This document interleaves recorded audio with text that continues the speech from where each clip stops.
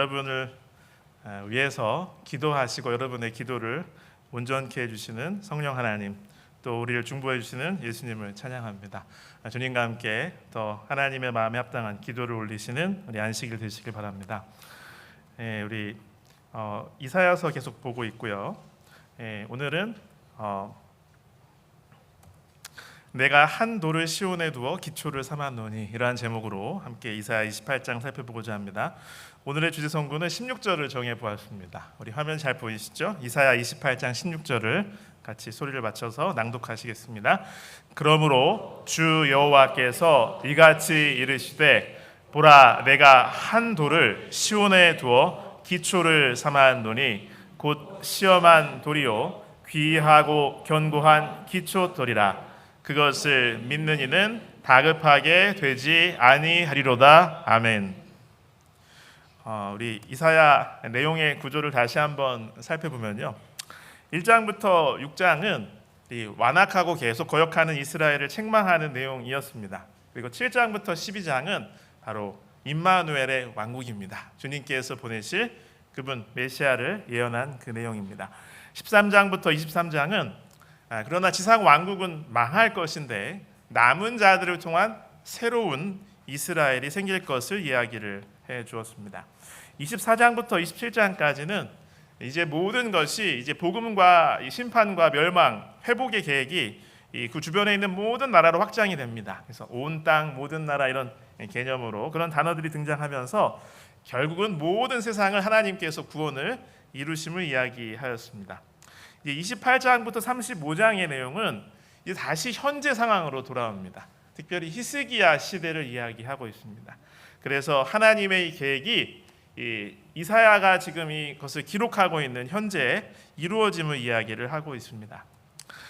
이제 24장부터 28장까지 각 장의 주제를 한번 핵심어를 중심으로 마음에 되새겨 보면요, 24장은 심판이었습니다. 25장은 찬송이고요, 26장은 승리, 27장은 회복, 오늘 함께 다룰 28장은 다시 한번 또 경고와 심판의 주제가 펼쳐집니다.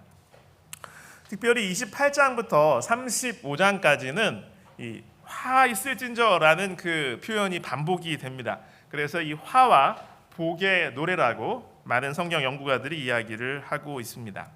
28장 내용의 구조를 살펴보면요, 세 부분으로 크게 나눌 수가 있는데요.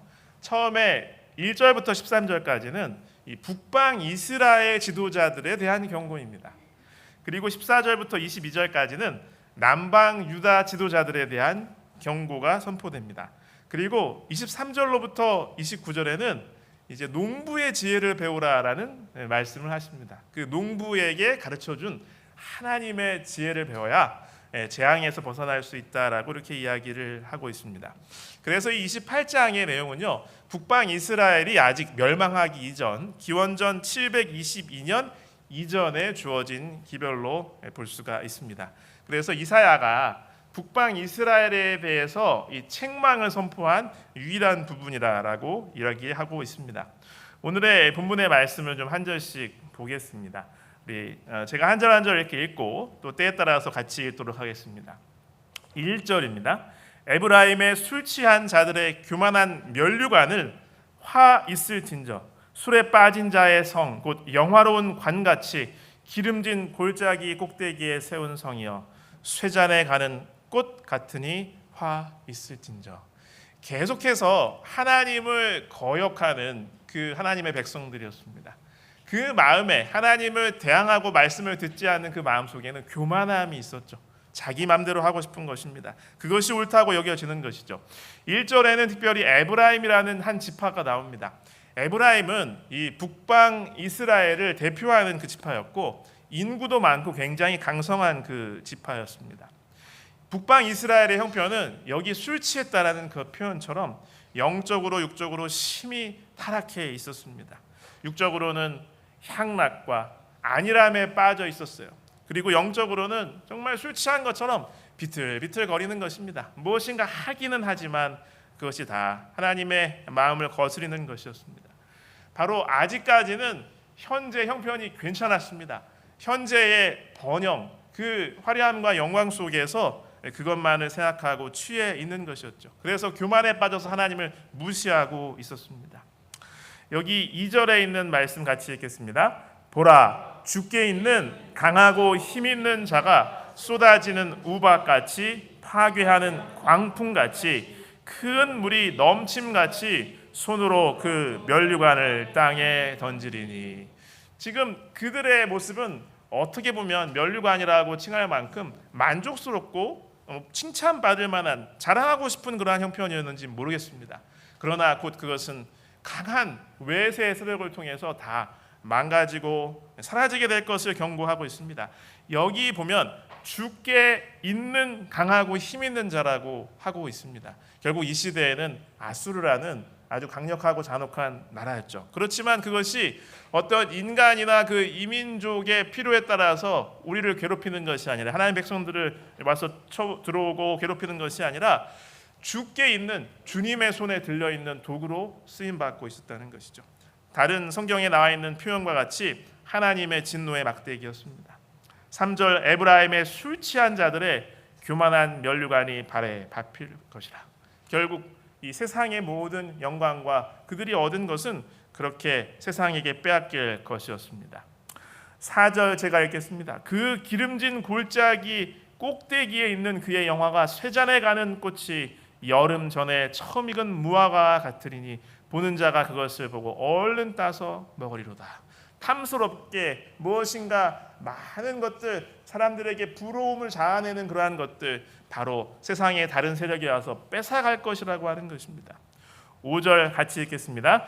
그날에 만군의 여호와께서 자기 백성의 남은 자에게 영화로운 면류관이 되시며 아름다운 화관이 되실 것이라. 아멘.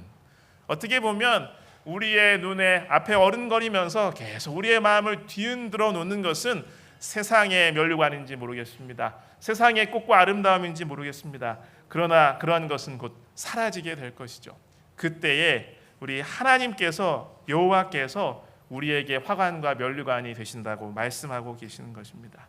그리고 그것은 백성의 남은 자라는 계속해서 반복되는 이 표현이 등장합니다. 하나님만이 우리의 영원한 소유이심을 기억하시기 바랍니다.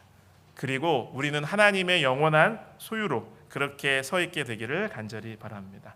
그 남은 자, 하나님께서 하나님의 뜻을 이루어 가시는 승리하는 남은 자로 오늘 이 시간 살아가시는 저와 여러분 되시길 간절히 바랍니다. 6절에 보면 재판석에 앉은 자에게는 판결하는 영이 되시며 성문에서 싸움을 물리치는 자에게는 힘이 되시리로다.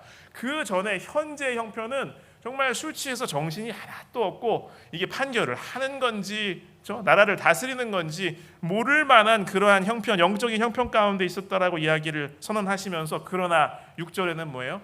판결하는 영, 재판하는 사람에게는 하나님께서 판결하는 영이 되시고 외적에 맞서 싸우는 사람에게는 하나님께서 힘을 주신다라고 이야기하고 있습니다. 여러분, 공동체를 유지하기 위해서 지도자들에게 반드시 필요한 것이 바로 이런 것이 아니겠습니까? 바르게 판결하는 영, 외적의 침입을 굳건하게 막아내는 것. 근데 사실 이 모든 힘의 원천은 그들의 어떤 지혜나 경험이 아니고 하나님이시는 것이죠. 인간의 수단이 아닙니다. 오늘 우리의 삶과 가정 속에서도 우리에게 명료한 지혜와 모든 세상의 세파를 대항할 수 있는 힘을 주시는 분이 다른 것이 아니고 하나님이심을 기억하시길 간절히 바랍니다. 7절, 그러나 현재의 형편은 이렇게 아무리 호소하고 알려주고 선지자 이런 선지자 보내고 이사야를 통해서 시대마다 호소를 해도 여전히 상황은 참 안타깝고 비참했어요. 7절, 그리하여도 이들은 포도주로 말미암아 옆걸음치며 독주로 말미암아 비틀거리며 제사장과 선지자도 독주로 말미암아 옆걸음치며 포도주에 빠지며 독주로 말미암아 비틀거리며 환상을 잘못 풀며 재판할 때 실수하나니. 북방 이스라엘 형편이었던 거죠.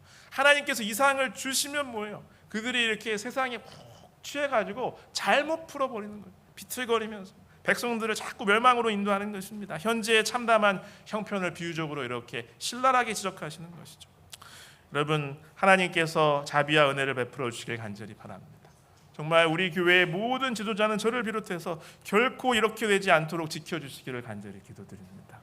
그리고 우리 성경이 선언한 바와 같이 이 세상의 왕 같은 제사장이고 선지자인 우리 모든 그리스도인 한 사람 한 사람이 이러한 지경에까지, 이러한 악에 빠지지 않도록 오늘도 우리의 마음을 성령으로 지켜주시길 간절히 바랍니다. 8장, 그래서 이 계속 정말 이렇게 좀 그림이 그려지듯이 표현하고 있죠. 모든 상에는 토한 것, 더러운 것이 가득하고 깨끗한 곳이 없도다. 9절, 그들이 이르기를 그가 누구에게 지식을 가르치며 누구에게 도를 전하여 깨닫게 하려는가, 젖떨어져 품을 떠난 자들에게 하려는가. 오만 방자에서 이 아무리 이사야 선지자가 이렇게, 혹은 그 전에 선지자, 하나님의 선지자가 하나님의 기별과 호소를 선포해도 반응이 이렇다는 거죠. 아직도 그런 소리 또 한다. 우리를 뭘로 보고 그러는 거냐고. 그러면서 무시한다는 거죠. 선지자를 통해서 주신 하나님의 마지막 경고를 무시하고 오히려 조롱하는 것입니다. 말도 안 되는 소리 좀 하지 말라고. 지금이 어떤 시대인데 그런 수백 년 전에 그 글에 나오는 그런 얘기나 하고 있고, 뭘 몰라도 한참 모르는 소리나 하고 있고, 지금 국제 정세가 어떻게 돌아가는지 아냐고, 세상이 어떻게 변해가는지 아냐고, 우리를 도대체 뭘로 보고 그런 얘기하는 거냐고 오히려 이렇게 조롱한다는 거예요, 이사야 선지자를. 자, 10절, 우리가 많이 익숙한 그 표현이 나오죠. 10절 같이 읽겠습니다. 대저 경계에 경계를 더하며 경계에 경계를 더하며 교훈에 교훈을 더하며 교훈에 교훈을 더하되 여기서도 조금 저기서도 조금 하는구나 하는도다. 이거는 그들이 이사야를 조롱하면서 하나님의 기별을 무시하면서 하는 그 표현이에요. 재미있는 것은 이 부분은 원어에 보면 동사가 하나도 없어요. 전부 명사로 되어 있습니다. 마치 노래하듯이, 술 취해서 이렇게 술 기운에 혼미한 정신으로 주정하듯이. 그래서 이 원문에 보면 차울 아차우 차울 아차우 카울 아카우 카울 아카우 제르샴 제르샴 이렇게 동사로만 쭉 이루어졌어요. 이거를 이렇게 직역을 하면요, 왜냐하면, 전에 키라는 그 단어가 나옵니다. 왜냐하면 명령의 명령, 명령의 명령, 측량줄의 측량줄, 측량줄의 측량줄, 저기 조금 저기 조금이기 때문이다 라면서 이렇게 아주 노이로제 걸린 사람처럼 잔소리를 그저 대하듯이 조롱하면서 반응하더라는 것이 북방 이스라엘 지도자들이요. 이런 거죠. 요즘 표현을 하면 이사야 씨 맨날 이거 해라 저거 해라, 이건 이래서 안 되고 저건 저래서 안 되고, 이렇게 하려고 해도 자로 재서 이 선을 넘어가기 때문에 안 된다고 하고, 저렇게 하려고 하면 또 선을 넘어가면 안 된다고 하고, 정말 캐캐묵은 유물과 같은 그 말씀에 써 있는 그 글이나 우리한테 들이대면서 정책에 간섭하려고 그러고, 지금 당신은 도대체 국제 정세를 알고 하는 얘기냐? 얼마나 긴박하게 지금 세상이 돌아가는지 알고나 하고 우리에게 이래라 저래라 하는 거냐? 우리가 여기 한두 번 이러한 자리에서 이러한 위치에서 있는 줄 아느냐? 도대체 우리를 뭘로 보고 이런 얘기나 계속 하고 있냐면서 오히려 비웃는다는 거예요. 면박을 준다고 하는 것입니다.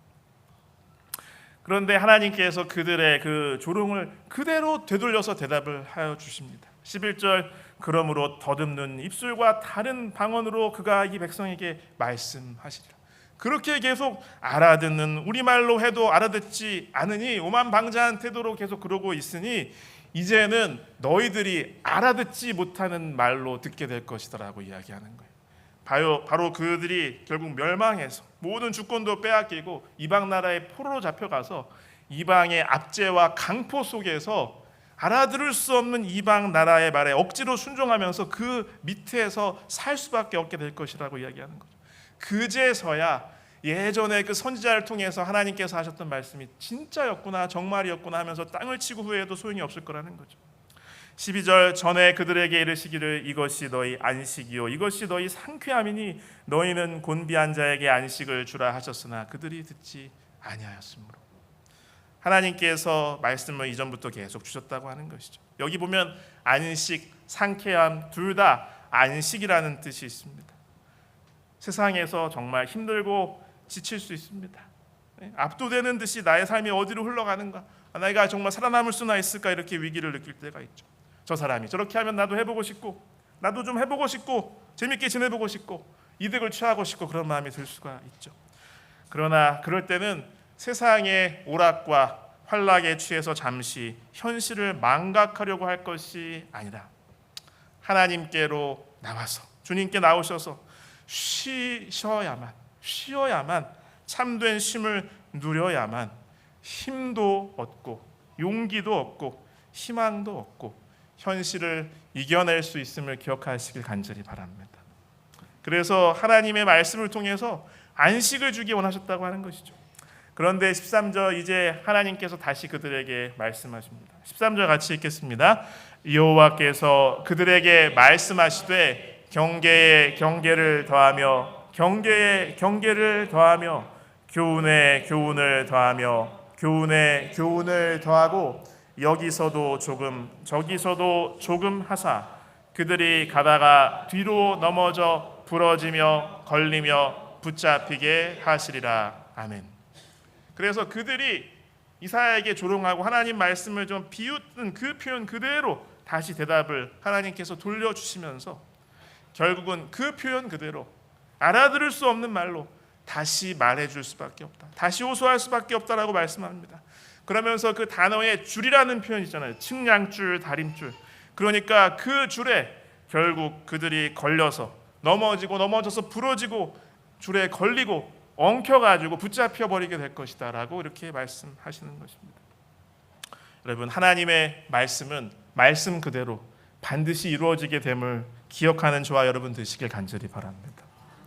그 말씀에 따라서 모든 인류는, 저는, 여러분은, 개개인은 최후의 심판을 받게 되는 것입니다.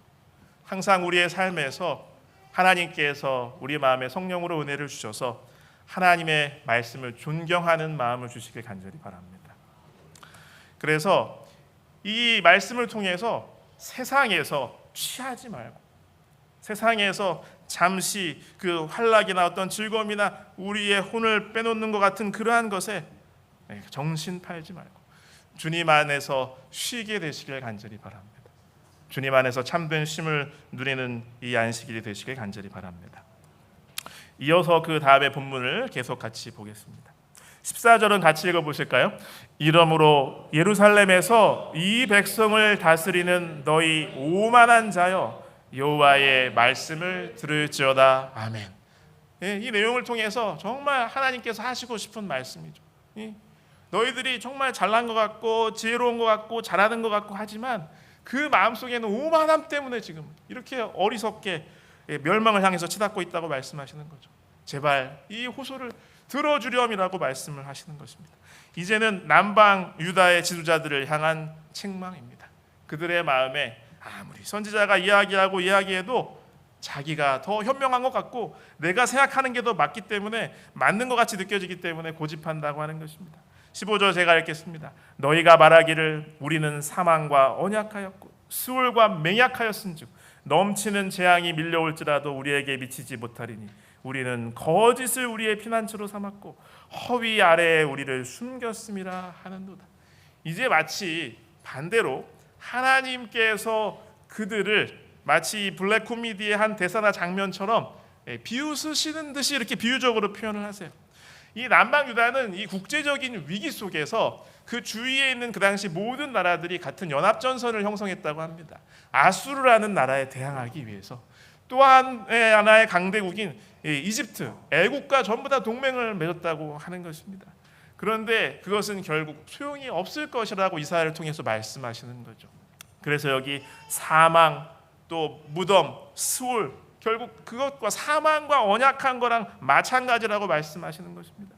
그리고 그들이 피난처로 삼은 것은 거짓일 뿐이고 그것은 허위일 뿐이라고 하나님께서 지적하시는 것이죠. 왜 그렇습니까?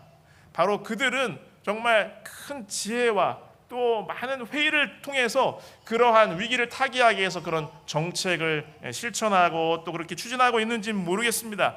그러나 그들은 눈이 가려서 자기의 오만 때문에 깊은 진실을 보지 못하고 사람만 보고 있었다고 하는 것이죠. 이것은 단지 눈에 보이는 나라의 일도 아니었고 눈에 보이는 어떤 악한 이방 나라의 군주나 사람의 일도 아니었다고 하는 것입니다. 그 뒤에는 이 언약, 신명기, 모세오경 그 조상들을 통해서 당신의 백성들을 이끌어 가시는 하나님의 언약에 의한 언약 저주가 실행되는 그런 하나님의 섭리가 있었다고 하는 것이죠. 그것을 사람의 힘으로 아무리 지혜를 다해서 막으려고 해도 막을 수가 없는 것이라고 선언하는 것입니다. 자, 16절 우리 같이 읽겠습니다. 처음에도 같이 읽었죠. 그러므로 주 여호와께서 이같이 이르시되 보라 내가 한 돌을 시온에 두어 기초를 삼았노니 곧 시험한 돌이요 귀하고 견고한 기초돌이라 그것을 믿는 이는 다급하게 되지 아니하리로다. 아멘. 이제 하나님께서 정말 가야 될 길, 지금 이 거대한 재난을 면할 수 있는 진짜 대책이 무엇인지를 직접 말씀해 주시는 것입니다. 그것은 하나님께서 시온에 두신 기초돌이었어요. 귀하고 견고한 돌입니다. 시험한 돌, 그것을 믿고 의지하라고 하는 것이죠. 이 앞뒤 문맥상 여러 성경학자들이 이 돌이 그 당시 무엇이었는지 다양한 해석이 있습니다. 다 좋은 해석이지만, 그러나 이 이사야서를 읽는 독자들에게는 이 성경 말씀 통해서 이 기초돌이 무엇을 의미하는지가 분명하게 성경에 나와 있습니다. 바로 이 기초돌, 의지하고 그 위에 굳게 서야 될, 신뢰해야 될 그 돌, 그것은 무엇일까요? 예수님인 것입니다. 예수 그리스도 하나님의 메시아입니다. 여기서 우리는 주님께서 친히 말씀하신 주님의 비유를 연상할 수밖에 없습니다. 하나님의 말씀을 듣고도 실천하지 않는 인생은 모래 위에 기초를 놓은 집과 같다고 말씀하셨잖아요. 그러나 주님께서 주신 말씀을 듣고 따르는 사람들의 삶은 반석 위에 지은 집과 같다고 말씀하셨죠. 평소에는 지금 당장은 두 인생은 그저 겉보기엔 엇비슷해 보일 수 있습니다. 그러나 주님의 표현처럼 인생에 비가 내리고 창수가 나면, 재난이 닥치면 인생의 가장 중요한 질문을 만나게 될 때에, 그리고 영적인 진실 앞에서, 주님의 심판 앞에서는 그 두 서로 다른 노선을 택한 인생의 운명은 완전히 달라지게 됨을 예수님께서 말씀하셨죠. 모퉁이 돌이신 그리스도, 견고한 반석이신 그리스도의 우리의 삶을, 그리고 나의 판단과 선택을 굳건히 세우시는 바로 이 안식일, 이 날, 또 남은 6월이 되시길 간절히 바랍니다. 그래서 주님께서 반석과 같은 든든함으로 우리의 가정과 우리의 삶을 지켜주시길 간절히 바랍니다. 여기 17절, 나는 정의를 측량줄로 삼고 공의를 저울추로 삼으니 우박이 거짓의 피난처를 소탕하며 물이 그 숨는 곳에 넘칠 것인지. 하나님은 정의롭고 공의롭게 모든 것을 행하시죠. 여기 그 자주 반복되는 표현, 바로 미시파트, 그 다음에 체다카, 공평과 의의가 또다시 반복되고 있습니다. 거짓된 모든 것들은 마침내 다 사라지게 될 것이라는 것입니다. 18절, 너희가 사망과 더불어 세운 언약이 패하며 스올과 더불어 맺은 맹약이 서지 못하여 넘치는 재앙이 밀려올 때 너희가 그것에게 밟힘을 당할 것이라. 그들이 여러 가지 외교적인 수단, 여러 가지 지혜를 가지고 어떻게든 좀 잘 살아보고 앞으로 뻗어나가려고 하지만 그 모든 것들은 하나님을 결국은 대항하는 것이기 때문에 아무런 소득이 없고 오히려 상황만 악화시킬 뿐이라고 하는 것입니다. 계속해서 그것을 이제 비유적으로 표현하고 있습니다. 19절, 그것이 지나갈 때마다 너희를 잡을 것이니 아침마다 지나가며 주야로 지나가리니 소식을 깨닫는 것이 오직 두려움이라. 사로잡힐 것이라는 거죠. 소문을 들으면 두려움에 휩싸여서 압도될 것이라는 겁니다. 20절, 침상이 짧아서 능히 몸을 펴지 못하며 이불이 좁아서 능히 몸을 싸지 못함 같으리라 하셨느니라. 그들이 잘 계획하고 의논하고 또 예측하고 해서 이런저런 계획들을 세웠지만 그 계획은 다 실제로 빗나갈 것이라는 겁니다. 마치 이렇게 잠자리가 불편해서 쉼을 얻지 못하는 것 같이 그렇게 그러한 삶을 살게 될 것이라는 것입니다. 21절, 대저 여호와께서 브라심 산에서와 같이 일어나시며 기브온 골짜기에서와 같이 진노하사 자기의 일을 행하시리니 그의 일이 비상할 것이며 자기의 사역을 이루시리니 그의 사역이 기할 것입니다. 예전에 이 브라심 산, 그 다음에 기브온 골짜기, 이것은 다윗이 마침내 이스라엘 왕으로 등극했을 때 이 블레셋이 쳐들어왔었죠. 그때 하나님께서 기이하게 다윗 군대와 함께 싸우셔서 그 모든 외적들을 격퇴시키셨습니다. 똑같은 그런 기적적인 일, 하나님의 개입이 앞으로의 일어날 일에도 있을 것이라는 거죠. 근데 그때와의 차이점은 하나님을 대항하는 세력이 이제 외적이 아니고 하나님의 백성이라는 불안한, 아주 불행한 그러한 형편인 것입니다. 자, 22절 같이 읽겠습니다. 그러므로 너희는 오만한 자가 되지 말라. 너희 결박이 단단해질까 하노라.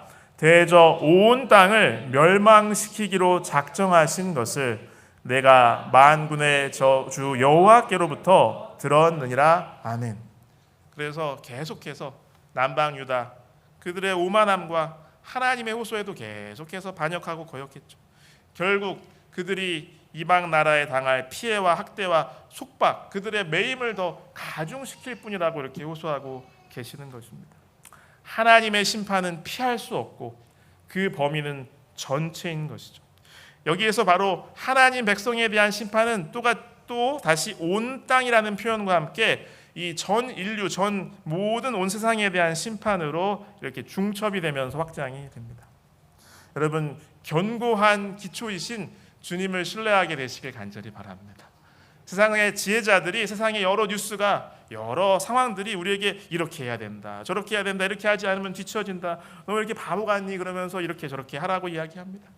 그러나 우리의 인생의 모든 판단과 우리의 노선의 기초를 주님께 두시고 주님을 신뢰하게 되시길 간절히 바랍니다.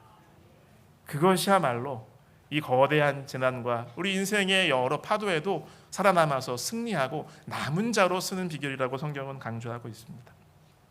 이제 마침내 이 농사의 비유를 들면서 이제 요 28장이 마쳐지는데요.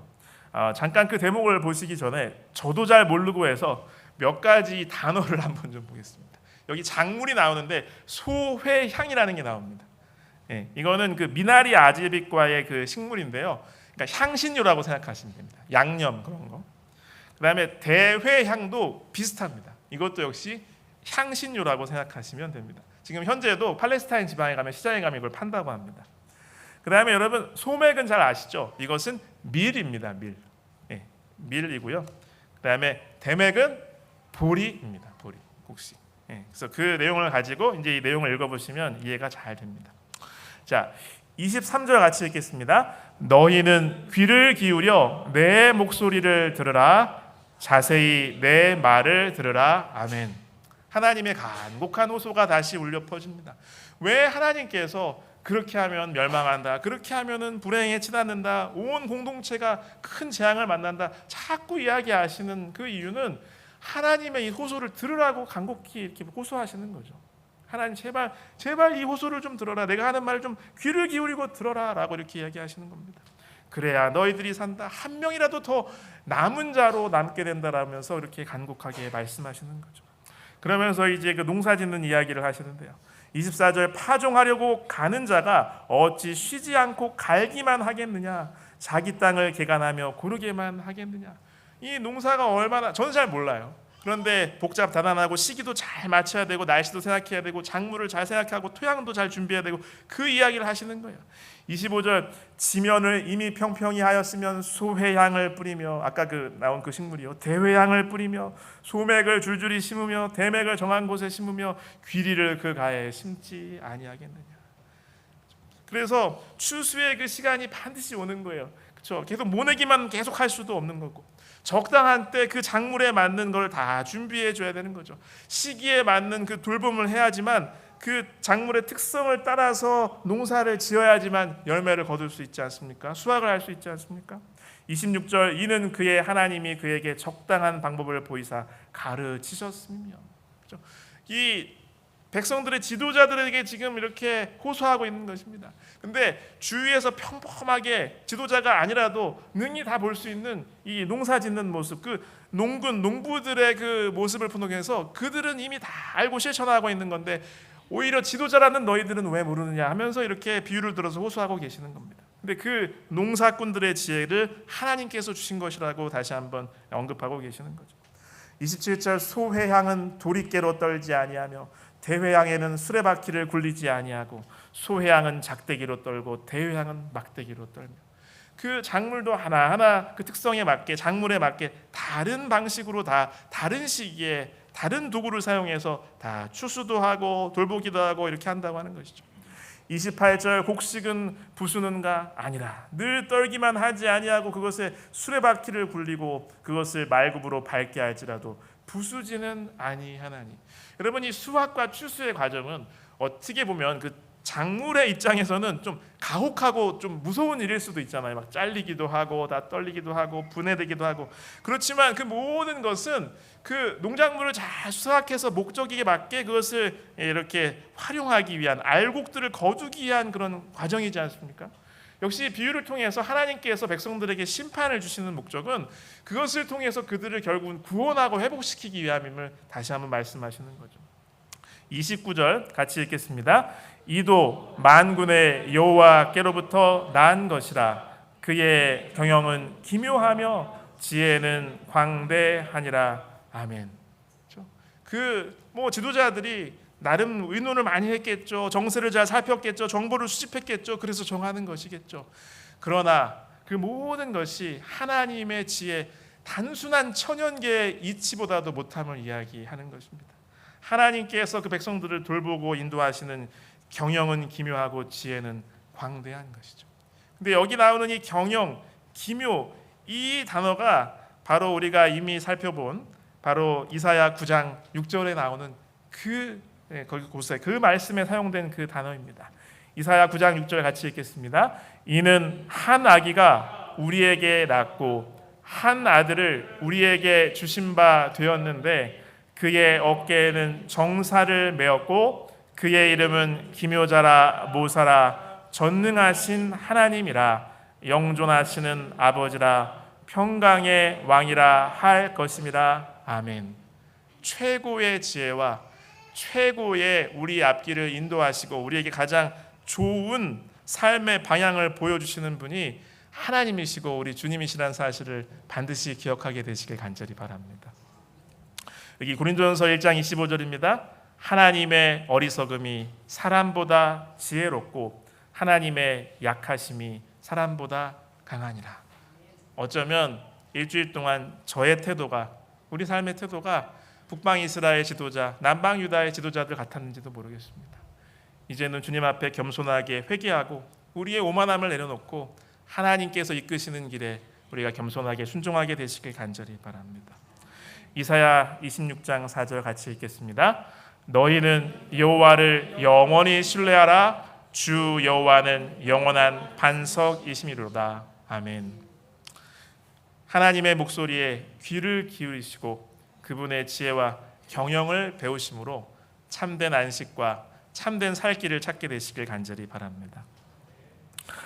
우리 선교지 소식을 보다가요, 오늘 참 제가 또 감동적이고 소개하고 싶은 그것을 발견해서 소개해드리고 마치고자 합니다. 지금도 여러분 재림말 들어가시면 보실 수 있고요. 올해 2기 선교지 소식 그 8화에 보면 바다의 기적이라는 그 내용이 있습니다. 그 인도네시아 이야기인데요. 이게 그 인도네시아 전통 많이 지금도 사용하는 그 배라고 합니다. 주쿵이라는 배인데 아직도 이 작은 배를 많이 사용한다고 해요. 어떤 한 목사님이 체험한 것인데 다 이제 섬으로 많이 이루어진 지역을 목회를 하고 계셨는데 어느 날 자기가 계신 곳에 그 이제 이 배가 한쪽에 들어왔는데 정부에서 그 낙도나 이런 그 지방에 파견하는 의료진들이 있는 것을 발견을 했대요. 그런데 마침 이 안식일에 이 배를 타고 가야 되는 그 섬에 있는 성도들을 만나서 함께 예배를 드리기로 예정이 되어 있었다고 합니다. 그래서 그 교회에는 그 섬에는 3가정의 재림 성도들이 있었는데 그래서 교회는 없었고요. 그래서 그 기회의 마지막 주였기 때문에 이제 목사님이 그곳에 방문을 해서 같이 예배를 드리기로 이렇게 했었대요. 그래서 딱 얘기를 했어요. 선장한테 얘기를 다 해서 일행한테 얘기를 해서 어차피 그 섬을 들리니까 누구도 같이 탔으면 좋겠다. 네, 저도 같이 타고 갔으면 좋겠다 해서 같이 타고 갔답니다. 처음에 잘 갔는데 갑자기 날씨가 안 좋아지는 것입니다. 날씨 안 좋아도 뭐 흔히 그런 일이 있으니까 이게 잘 갔는데 가다가 뭐가 멈췄어요? 엔진이 멈춰버린 거예요. 그래서 이 선장님이 이제 다시 이제 시동을 걸려고 많이 이렇게 노력을 했는데 엔진이 걸려야 안 돼. 다시 시동이 걸려야 안 걸려요. 계속 안 걸리는 것이죠. 그래서 뭐 이렇게 노력을 해도 해결이 안 되고 그런 사이에 이게 배는 표류를 하게 됐죠. 1시간이 지나고 2시간이 지나고 4시간이 지났대요. 그러니까 거기 타고 있던 사람들이 그 정부에서 파견한 의료진들도 이 얼굴이 사색이 되어가지고 막 울면서 우리 여기서 죽는가 보다 하면서 막 아주 막 울기도 하고 이렇게 난처하게 되었다고 합니다. 근데 그 이제 손님들 중에 여자분이 한 분 계셨는데 이분이 목사님에게 아니 당신이 기독교인이 아닙니까? 좀 우리를 위해서 기도를 해주셨으면 좋겠습니다 그랬대요.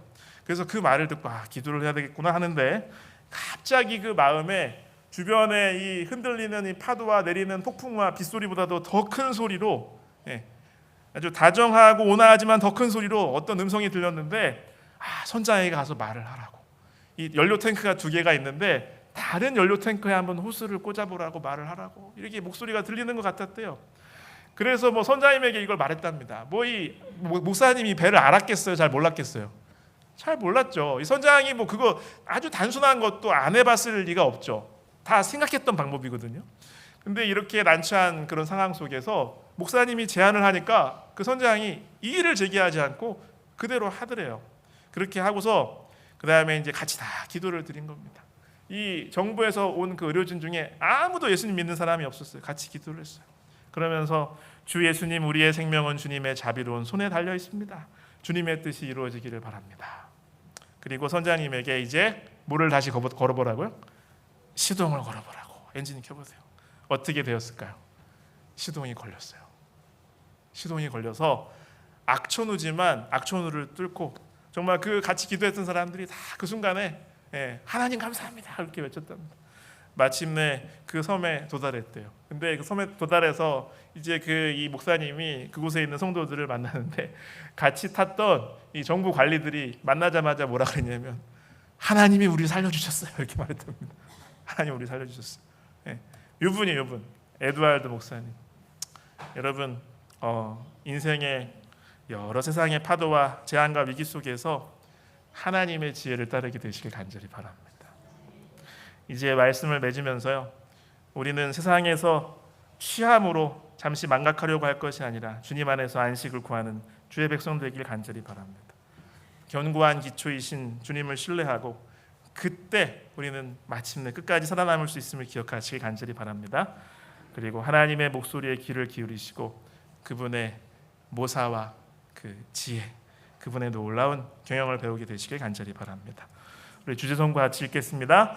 그러므로 주 여호와께서 이같이 이르시되, 보라 내가 한 돌을 시온에 두어 기초를 삼았노니 곧 시험한 돌이요 귀하고 견고한 기초 돌이라. 그것을 믿는 이는 다급하게 되지 아니하리로다. 아멘. 함께 일어나셔서 우리 386장 찬양하겠습니다.